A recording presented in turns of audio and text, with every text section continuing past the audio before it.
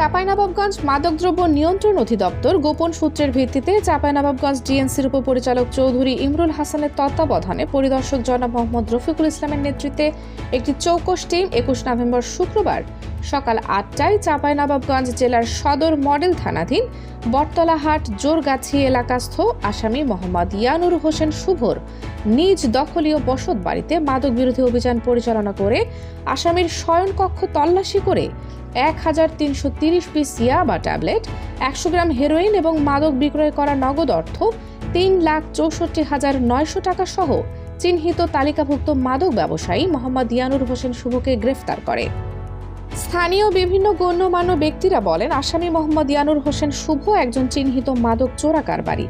দীর্ঘদিন ধরে প্রশাসনের চোখে ফাঁকি দিয়ে মানুষকে ভয়ভীতি দেখিয়ে প্রকাশ্যে মাদক বেচা কেনা এবং বিভিন্ন অপরাধমূলক কাজের সাথে সম্পৃক্ত। এই চিহ্নিত তালিকাভুক্ত মাদক ব্যবসায়ী ইয়ানুর হোসেন শুভর অত্যাচারে সদর মডেল থানাধীন বটতলাহাট ও মাদক ব্যবসায়ীর নিজ এলাকার সকল মানুষ অতিষ্ঠ।